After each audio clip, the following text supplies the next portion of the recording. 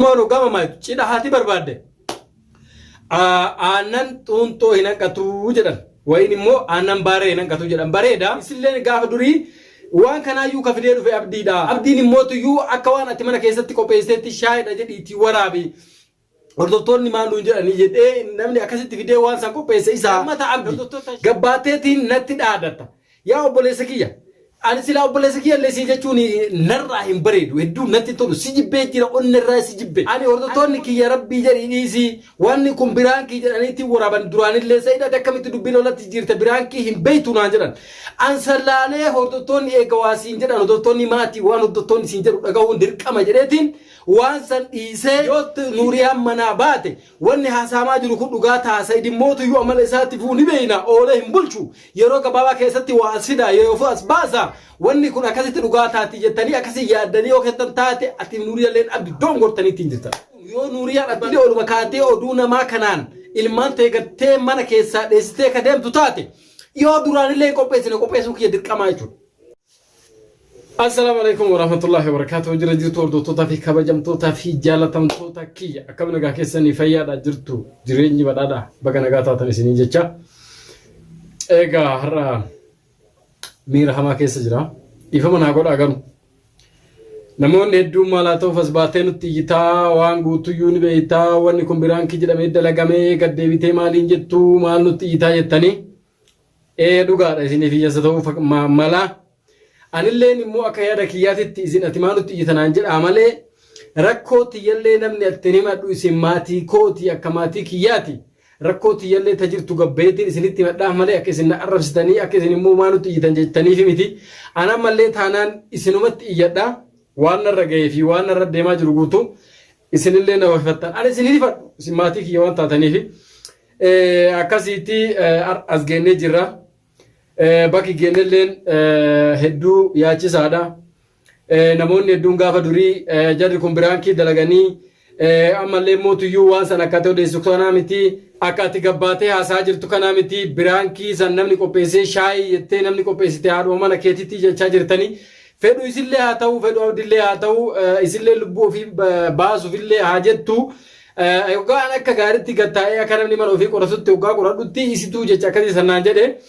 Amma mootuyyuu numaa dubbiin hammaattee kinoo isilleen ilmaan gattee ilmaan keessaa akka baateetti hin jirti. Kaleessa galgala irraa manatti hin galle eessa akka jirtu hin beeyne itti bilbilullee bilbila hin kaastu. Abdilleen itti bilbilullee bilbila hin kaasu mana isallee dhaqee jennaan maatima wajjiinuu manni isaanii qulfiidha mana jiranii. Waan kana gaa dhibbaan dhibbatti Allah wala silaa haasa'ee eega haasa'ee wanni haasa'ee kalaas waan fide san haa fiduu waan silaa goone bakkaan geennaa waan jedhu wayina fakkaata waan kana dhibbaan dhibbatti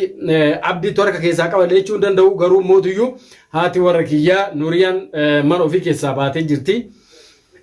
Waan takkallee wanni anilleen akkasitti itti hammeessee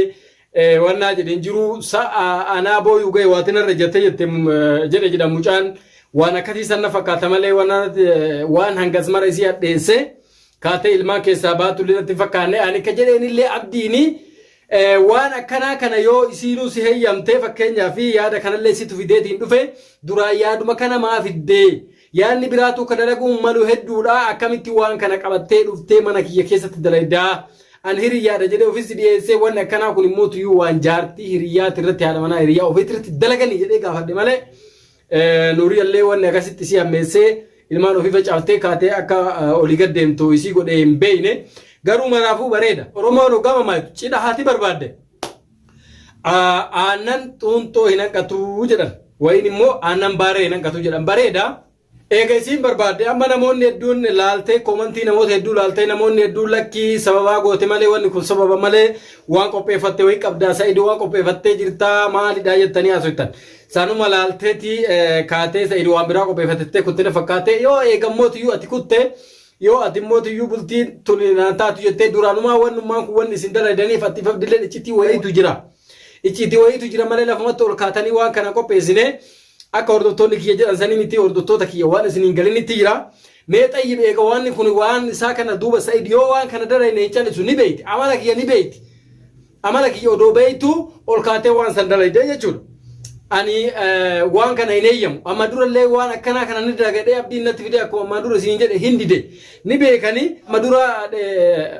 isinitti du'aa isin deeffadhee du'aa naa godhaa waa wayitu nama korutti jira isin jedhe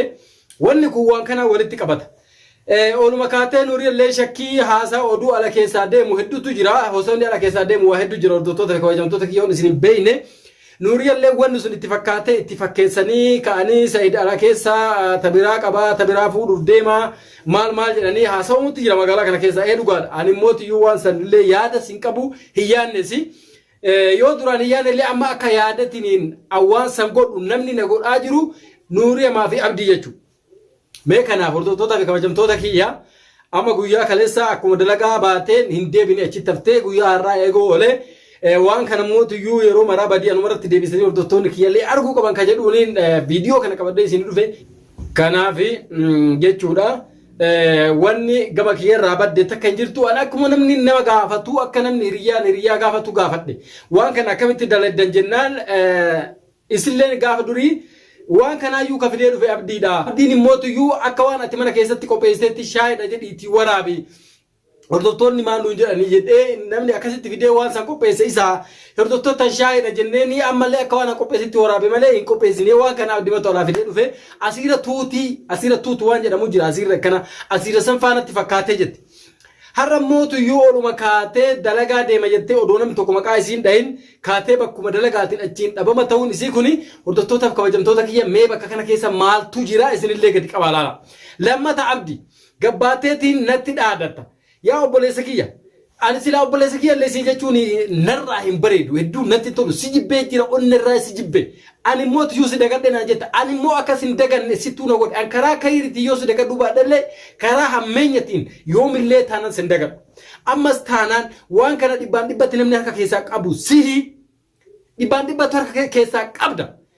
kaleessa dalagarraa hoggaa galuu bilbilee waa gaafa dheedhee waan mana keessaa telefoonarraa kaasudde bakkuma dalagaatirraa rakkoo uumtee jechuudha isiin oguma sanu kanaaf torbaan kana hoggaa laalu telefoonni isaanii duraan walirratti hedduu akkanatti hin buune telefoonni abdii sa'aan guyyurra hoggaa seenee laalu telefoonni isii keessa miliyaana jechuudha waan kattaxu wayii kattaxaa jirta durallee sitti no barbaade ammallee sitti no barbaadutti jira miire barsiin na barbaadu jira ani hordoftoonni kiyya rabbii jedhii dhiisi wanni kun biraankii jedhaniitti waraaban duraanillee Saidatti akkamitti dubbiin olatti jirte biraankii hin beeytu naan jedhan ansallaalee hordoftoonni eega waa siin jedhan hordoftoonni maatii waan hordoftoonni siin jedhu dhagahuun dirqama jedheetiin waan san dhiisee isillee waan akkanaatitti wulii deebitee hin dalagini tamam abdii kana safara isaa hin gayini inillee hulaati jar akkan kenna inillee uraa isaan ga'u saayibummaa isaallee hin barbaadu saayibummaa tiyyafte isaa dhumattee jirti jedheena namoonni wajjin yoo dalaguu barbaade namoota hedduu jira dalagii amma fakkeenyaaf namoota hedduu jira amma dura dalagaa turan awwa kana amma dura biraankii dalagee naa kenneetiin jira akkuma san namni Saidoon biraankii dalagee naa kenneetiin jira yoo beektan yoo argitan amma dura Saidoo hedduu nama hedduu biraankii dalagee naa kenne Mahammad Orootu biraankii dalaganii naa kennanii jira anaan boodatti kana waan ta'eef namoonni hedduu dalaganii biraankii naa kennan dhugaadha naa kennan namni tokko takkaa biraankii akka inni irra dalagee naa kenne kana nam tokko dalagee natti kenne jechuudha duraanuma biraankii kana katti wayii kattaxanii waan magaalaa keessaa kijibamaa jiru kana dhugaa godhumu yoo nuuriyaan manaa baate wanni haasamaa jiru kun dhugaa taasisa idimmootu yoo amala isaatti fuuni beeyna oolee hin bulchu yeroo gabaabaa keessatti waa asfida yoo as baasa wanni kun akkasitti dhugaa taati jettanii akkasii yaaddanii yoo kettan taate ati nuuriyalleen abdi dongortaniitiin jirtan dhibbaan dhibbatti isinitti hima dogongortanii jirtan ani waama akkasillee haasa'u malee hamattuu rasuula keenya alayhi salaatu wasalaam ni hamatti na hamatan aadi humamiti Said waa qopheeffatee qaba Said ala keessaa waa qaba Said janaajanutti jira Said akkanaa qopheeffate mee yoo sila yoo qopheeffadhe ani maan nama dhoysa ani yoo qopheeffadhe namni martuu qopheeffatee as baasee hiriyoonni keenya dura qopheeffatanii as baasanii fuudhan anis as baasee sodaata kamale yoo barbaade fuudhuu hin danda'a namni dhoogun jiru jechuun wanni sodaadhu eenyullee hin sodaadhu jechuudha yoo jireenyi kiyya kun akkanatti naa deema haala kanatti jireenyi kiyya kun ka amma irra jiru kun haati ilmaanii tun immootiyyuu maslahaa kana keessatti waan kana keessatti yoo dhufe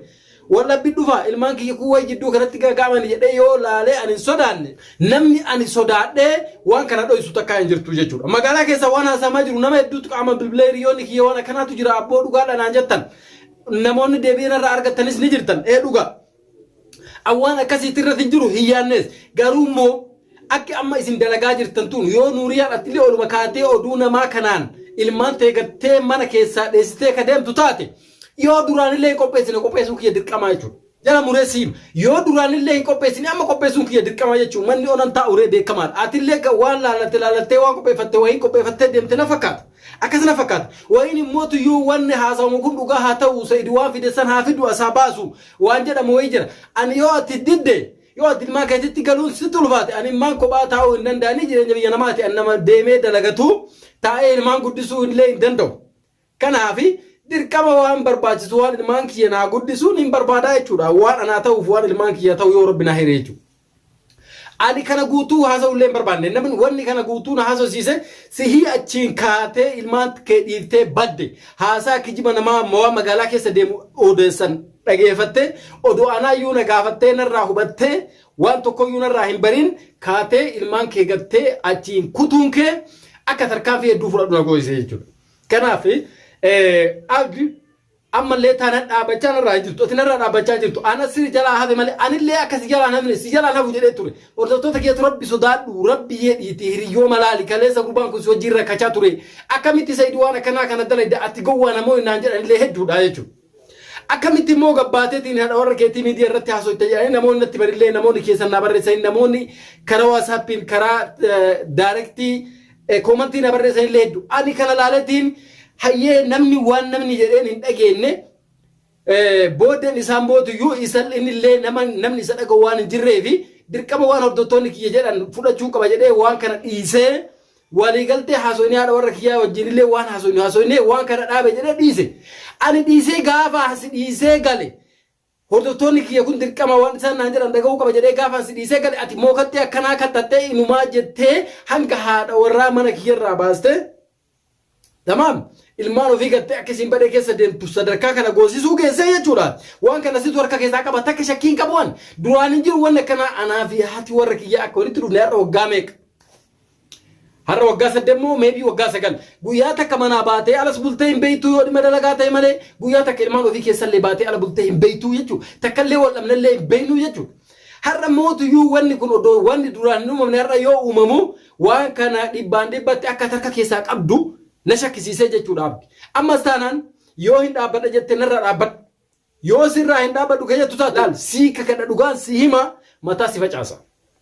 Mataa si facaasa ati ilmaan kee guddifadhu anis ilmaan kee guddifadha na jala haali. Ati maan narraa barbaadamee naa himu umati narraa barbaaddu dhabee bara. Umati narraa barbaaddu dhabee bara. Duraanis namni ka'ee dhufee biraankii jedhee biraankii hin taane dalagee akka an gabbahee dallanee akka an itti aaree waan hamilee miira keessa seenee waan hedduu haasa'u namni na godhe sii fi Nuriyaadha jechuudha. Har'a ammoo tuyyuu gabbaatee wanni ati narraa barbaaddu yeroo asi jalaa hafetti ati na jalaa hafuu diddu maa inni maan narraa barbaadamee naa himee akka dhuunfatti wanni narraa qabdu ni jira. Ni jira akka dhuunfatti wanni ati narraa qabdu abdi. Waan akka dhuunfatti narraa qabaattu yoo jiraatte anatti kottu malee maaltu karaa mana kiyyaatitti si fide maaltu karaa kanaan si fide. Karaa kanaan yoo dhufte malee siin ta'u karaa kanaan malee siin milkaa'u. Siimeetiin jira ammallee taanaan harka keenarraa kaasa taanaan harka narraa kaasi yoo harka narraa hin kaasu jette. Ana beeka akka tatar kana rakasitu namoonni hedduu yeroo hedduu madhaadhataa yeroo hedduu ni dhaadhataa ate hojiin himulistu na jettan jara na jireenyi kun jireenya biyya namaati nama tuunu tuttuqeen irraa gattaa'uu dida yeroo mara asii mashaakila kana keessa obaanu mashaakila biraa keessa nu naqan akkuma nama kana itti hojii jiraannu wallaalle malee an haguma daras baalagee ta'ee hanganuma daras kaan irraa kaanitti nama hedduu karoorrisuu miti aniin kun nama naroorrisa jechuudha namni naroorrisuu kiyya kana namni hubachuu dhabe malee kanaafi wanni waan haasa'e guutuu hojitti hiikuun wallaalle hojitti ni hiika yoo hiikuu barbaade ni hiika. Garuu mootiyyuu namu jireenya ofii haa jiraatu jireenyi kun jireenya biyya baqaati. Jechaafiin waan silaa lubbuun tiyya godhinaan jette guutuu of keessa gaddeebisee of dhoggee akka tarkaanfii lubbuun tiyya barbaadu sanii fudhannee ka of godhee fi jireenya biyya namaa kanattuu na dhoggee jechuudha. Yoo ati nama jalaa hafte illee namni si jalaa nafu gaafa ati nama jalaa galte namni yoo si jalaa galle akkam taate akkam gootee jiraattame haalli hedduu ulfaata. Kanaafi waamicha si godhu abdi ati narra dhaabattaa narra dhaabadhu ati illeen Nuriyaa ilmaan keetitti yoo hin galle jette ilmaan keetitti gali namni waasiin jedhe hin jiru namni waasii godhe hin jiru.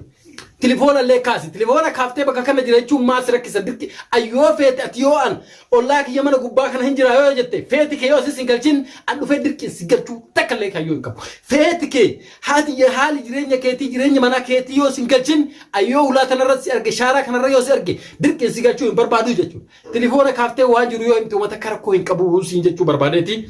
akkasii hordoftoota fi kabajamtoota kiyyaa hin aareen irraanaati hanga viidiyoo biraatiin khayrii rabbi walitti nu adeebisu khayrii walitti akka deebinu insha Allah rabbiin naa kadhadhaa isinillee isiniin jechuun barbaada akkasitti assalaamu alaykum wa rahmatullahi wa barakatuh